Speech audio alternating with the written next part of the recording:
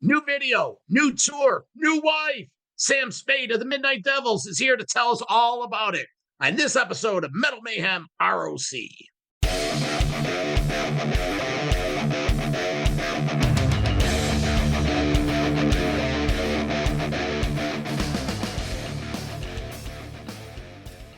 Sammy Spade, the Midnight Devils, new video, new tour in the fall. How are you, buddy? How you been? Burnomatic, how is it going, dude? It is so good to talk to you. It's so great to hear from you. It has been the summer of our lives, like the best summer ever. Thank you for having us here. The Midnight Devils have a brand new video out called Shock the World. Well, we're going to get to that second single. Yeah.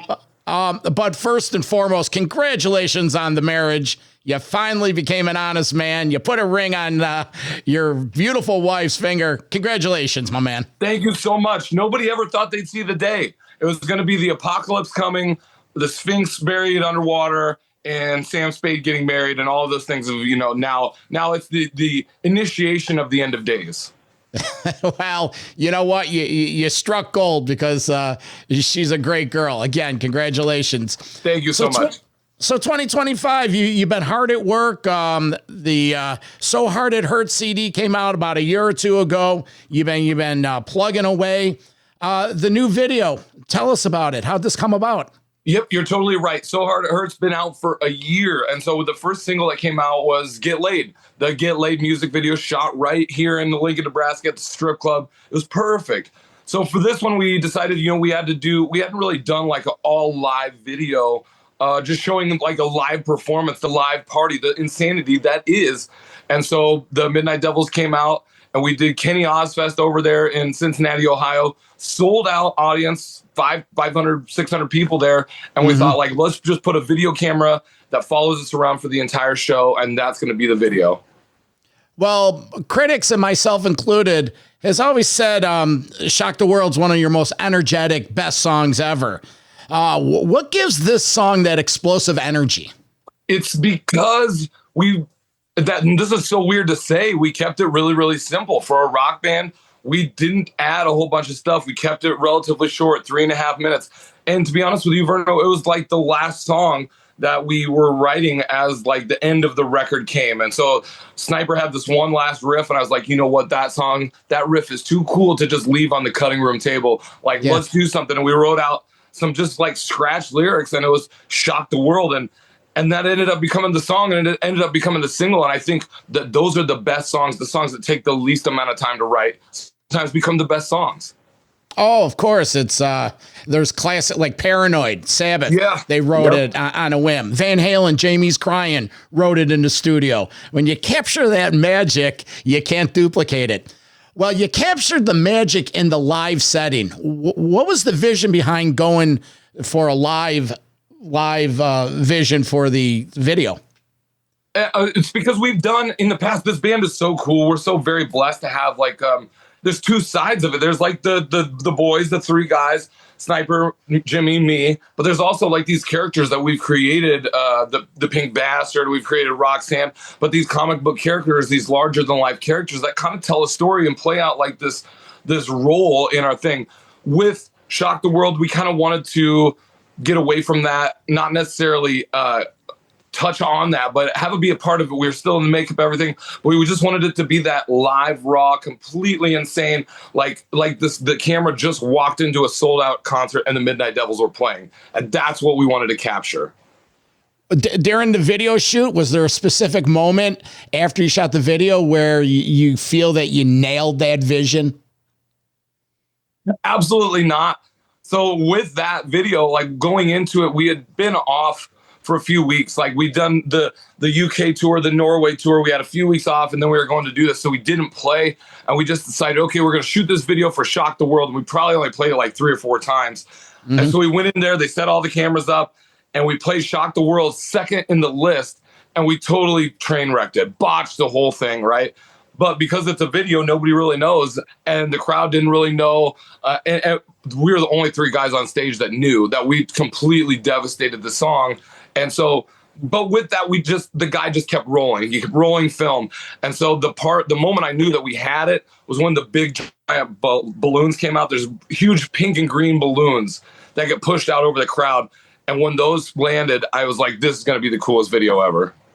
Was there anything that happened unexpectedly that after you did the video, you're like, you can't buy spontaneity like that? There had to be one or two events throughout the video that stood out that were not planned. Yeah, a lot of it was like we were breaking strings up on stage. My guitar broke. Like as our intro was running, I was tuning it up, and the tuning pegs broke on my bass. So like crazy stuff like that just happened, and capturing the crowd response. That was the kicker right there. Is the crowd response of people just going crazy, and that's the thing that you can't write, and you can't put that in. You can't have extras doing that. It was a real organic crowd response to a giant party and a big celebration. Fans that have seen the Midnight Devils in concert have commented that the video is like they got dropped into a Midnight Devils concert. Have you heard any feedback from people that were there that maybe gave you kudos that, man, you guys hit it? This is like awesome. Yeah, I absolutely have. And so on the Get Laid in the USA tour, the fourth leg of the Get Laid in the USA tour, we returned back to Cincinnati. And so a lot of people that were at the show were like, oh, we went through the video already 100 times trying to find ourselves. They're like, everybody's trying to find themselves in the video. And so if you weren't at that video, people are like disappointed now. They were like bummed. They're like, oh, I live in Cincinnati. I didn't make it to the video. And now it's the world has seen the video. And I think that's the coolest thing ever. So people are like, it's like a proud, shining moment that they get to be front and center in the Midnight Devils video. But we love that. That breaks that wall down between the band and the audience. Now, what was this? It was Kenny Fest. What was that? Kenny Oz is his name, and he's a rocker from right there in Cincinnati, and he throws a big show every year, every December, Kenny Oz Fest. So it's a kind of a play on words. And after losing Ozzy Osbourne, it's more fitting now than it ever was. That's awesome. So you've done the U.S. tour, and you got plans to go over to Australia again. How'd that come about? It's our third tour in Australia in 3 years, if you can even believe that. What an accomplishment, I think, and what a great thing to talk about. Our labels over there, MR Records, everything is kind of like it's our goal to go back there. And so with this tour, we got invited by our tour manager down over there, and he said, we got this thing that you guys can't miss, and it's supporting this band called Boulevard of Eyes in Australia. And Boulevard of Eyes features Chloe Trujillo, Metallica's bass player's wife. Right. Yeah. So we're supporting them for 10 days and doing a few headlining shows over there as well. But that's really it was such a great thing and a great opportunity that there's no way we could have said no. No. So, the band Metallica's down in Australia. Correct. So it sounds like a logical connection. Correct. Is your family going with you down there? My family is not able to make it. Nope. So it's a business trip. And what's the chances of you hooking up with the Metallica guys going to the show? They said it's pretty high. Okay. So it's like Metallica does their tour in October, November, and then we start up right when the Metallica tour ends, I believe is what happens. Okay, because I think November 15th, they're somewhere in Australia. And right. this is the makeup tour of Metallica from 2019. Correct.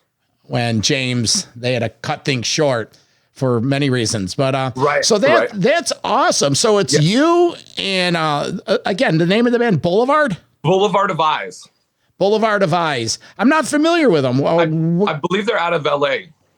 What kind of music is it?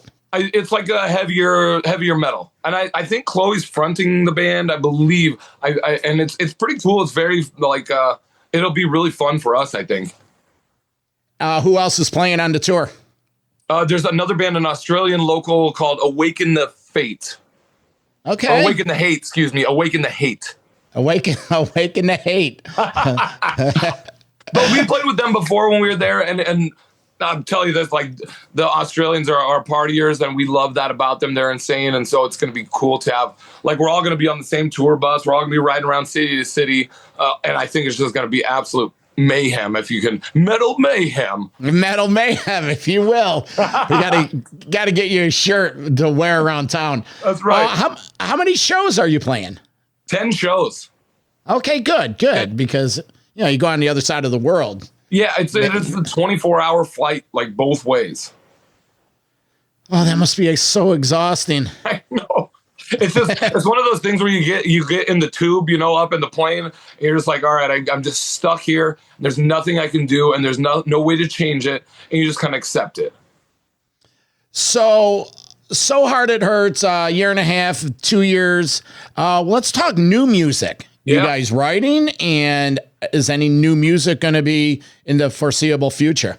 Great question. We are taking this time. The whole plan for this time after the Get Laid in the USA tour was to start the creative again and start writing for the next record. And so the Australia tour came up, but we decided, let's keep writing. Like, let's keep with the plan and kind of keep going. Right now, Sniper and I have just kind of scratched the surface on writing the 4th Midnight Devils record, but we're starting. And I think that's the most exciting thing, is that, like, it doesn't end. It's not going to end. It's never going to end. Like, we're writing it right now. The most important thing that we're doing, we have a 7-inch that's being released in a few weeks, a pink and green splattered Get Laid Shock the World 7-inch. We got a disco ball, like a chromed out So Hard It Hurts cassette. The first 2 Midnight Devils albums have been re-released on jewel case CDs. And we started working on a Live from Japan album, Verno. I am telling you. Yeah, that's awesome. So things have been growing. Yes. What's some of the surprises over the growth of the band in the last year, 2 years that you're most proud of? The cool thing is talking to people that I didn't realize were following us for this long, or had known of us, or bands that had come up and been like, oh yeah, we've been following the Midnight Devils since 2016, 2017, and you guys have influenced us into kind of starting our band and doing our thing, and started this grassroots thing, which I think in a way is like punk rock, it's glam, it's the way it should be, and I feel that the biggest thing that I'm trying to overcome, or not overcome, but like uncover, bring out of the shadows, is that we are the music industry. We don't, we are our own label. We put out our own records. We book our own tours. Like, we don't compare ourselves to other bands, because in a sense, we are our only band on this island, and we're going to do everything we want to do, regardless of what anybody says. No, Sam, you're 1,000,000,000% right. Same thing that we do here at Metal Mayhem ROC. We compare ourselves against ourselves. Right. Are we better than we were 6 months ago? Where are we going to be in 6 months? Same thing with the band. You guys are growing, and I give it up to you, man. You're a friend of the show. You've been on a few times, and one will always be here, but it's growth, because you got to get out there and do it yourself. Yep. And you know what, Sam, going over to Australia again, that's exciting, and it's also a little intimidating, all in the same equation. Yep. And it's because, like, we planned to, we're like, okay, it was going to be easy after this. It was going to be kind of like, because we've toured since So Hard It Hurts came out. We toured for a year straight, Verno, which I'm not complaining in the least, because I love it. But we kind of planned like we're going to take it easy and catch up on some of the stuff and just kind of be human beings for a little bit. And then Australia came up, and we're like, let's go. Like, this is what the Midnight Devils are built for. It is really turning it up and in the face of adversity saying, yes, we can do that. No problem. Now, how does a tour like this come about? Does management propose it? Is there a guarantee? What kind of risk are you doing? Will it cost you money in the long run? Explain quickly how something like this comes about. It's all very, very baby steps. It's all like you kind of get hints and pieces of the puzzle, and you don't really realize the full scale or scope of the puzzle. So 6 months ago, our tour manager goes, hey, we got this tour coming up. What do you think? Are you interested? And I go, absolutely, yes. Let's do it. And he's like, all right, let me propose it to the guys, and we'll propose it. And it worked. And then they started booking other shows around it. Being an American band, we're kind of a good draw. The last time we were in Australia, We supported, remember we talked about that AC/DC band. So we supported them, which did us a lot of favors. And so people know us there. And it seems like it's a really, really hard thing, but you got to just keep coming back year after year after year after year. And we put it all together. We bought our plane tickets, and it's just like you just keep putting those little pieces in and finding where they fit. Now, you're over in Australia. Was there an option to maybe, I don't know, stop in the UK but get something in Europe, seeing that you're on that side of the world, or it's a whole different ballgame? We had talked about doing Japan, and it just was like we couldn't really make it work this time around. Now, what we're doing, we're planning. So this year, 2025, I felt like the Midnight Devils, because we released that album, we were kind of behind the 8 ball, and we were kind of rushing a lot of stuff. With 2026, we're trying to look forward and plan about all these tours. So in 2026, in the fall, we'll be going to Ibiza, Spain. We have a show there. We have our big return to the UK. We're going to go do a couple of shows in mainland Spain, and then hopefully in mainland Europe, and then we'll return in the fall again. So it's a big setup for 2026. How's America been? It's tough. America's it's a tough nut. It's how's the tour been? Honestly, what were the highs of the tour, and what are some struggles that you're trying to overcome, and how do you overcome them? Yeah, it is. America's 10 times harder almost than anywhere else, but we feel that we have to keep a very, very big importance on doing good in America, because if you do good in Europe, that's great. But at the end of the day, America's like our home, and nobody does good until you do good in America. That's the big thing. So we've always kept the thing of let's keep touring, let's keep going. With America, we did 4 legs of the tour. The drives are so long. Everything's so expensive. Gas is expensive. On the last leg, the 4th leg, I don't think we had one show where there was one bummer show. Every show was really, really good. We did some festivals. We did M3, the pre-parties and stuff at that, post-party. So a lot of it is that we can get booked, and that's really cool. So that's my big thing is that we had the plan. Let's book this thing ourselves. We'll do it all ourselves. No agents, no nothing. And we did it. And we came out ahead. We made a little money. And that's I'm the proud shining moment. We booked these tours. We told every agent to go jump off a cliff. We'll do this ourselves. I'm going to sit here in the basement and email every person and book the tour. And that was really the coolest, most difficult thing. It's hard. It sucks, but it's really fun and rewarding. Why are you getting rid of the agent? Can't the agent help you kick open some doors, or is it a financial thing? So here's what we've kind of decided. And this goes back to the question you asked, we've decided that we're going to do everything ourselves. So with this, I've started working with the agent out of LA. I told the other big agent that we were working with, we're just we're not interested. We don't want to work with the guy with the bad reputation. That's not who we are. Yeah. So when we started working with this guy, kind of hand in hand, he came out of retirement to start working with us. And it's him and I are building this thing from the ground up. And it's so super cool that I think that we'll just have an agent that is primarily all he does is book the Midnight Devils. But it's got to start somewhere, and so that's what I'm working hand in hand with this guy to go. We'll be the tour, we'll be the booking agency, we'll be the record label, we'll do everything but do it all in-house from Midnight Devils headquarters. Now, when you do these tours and do you split the country up? Because 3-4 years ago, we were able to see you down in Florida. Mm-hmm. Do you do a Arizona West Coast trek? Do you do Midwest? What decides where you go? Yep, that's exactly what we do. We do 2 weeks, so about 21 days. That's 3 weeks, but closer to 20 days is about the perfect amount of time to be on the road. So you go, okay, we have M3, or we have a festival, or we have a private party that we have to get to while it's on the East Coast. Let's book a big circle around the East Coast and book shows in and out all the way there. The next one we're planning is Florida for January-ish. That we did it last year. It worked so well. We got to do it again this year. So we'll go and do a big run through Florida, a big circle all the way around. Why Florida? Obviously, you've had success there. Does it have anything to do with the Monsters of Rock cruises? Yep. Is that what it is? It's warm. It's you can continue to tour in the winter when it's cold in the rest of the United States. You can still be down there, and it's still relatively nice and relative. We did it, and it was perfect. So I'm calling home. It's snowing in Nebraska. I'm calling home from the beach, going like, oh, it's beautiful here. They're like, screw you. That's awesome. That's almost exactly why, Verno. Why lie? It's because the weather's nice.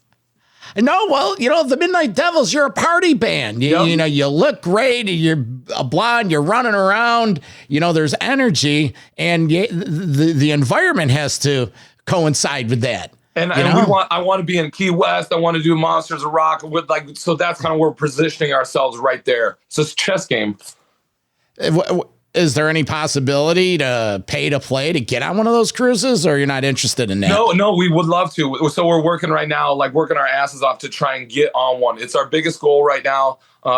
It's all up to the bookers and the powers that be to kind of talk to the Midnight Devils. And I just I've looked at this, that I've emailed Larry Moran for almost 6 years in a row to be on Monsters of Rock, and he's yet to send me an email back. So we're holding out hope here. It's almost a funny thing at this point where I'm like, hey Larry, it's Sam again. Just wanted to say, hey, what's going on? I hope everything's going well. I know you're not going to respond anyway.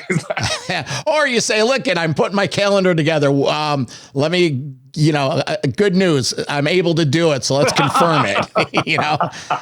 Well, you know what? And it's a DIY. That's what the Midnight Devils is. Yeah. It's just like what we do here at MMROC. It starts with the passion. Mm-hmm. If you don't have the passion, you're not going anywhere. And then you work at it. So again, not the new one, but the latest, So Hard It Hurts, and the new video, Shock the World. When did that come out? About 3 weeks ago, 4 weeks ago. Verno, okay. And you know what? What is the craziest thing is that in 2 years, in 2028, we're going to be coming back on here talking about the Midnight Devils 10-year anniversary.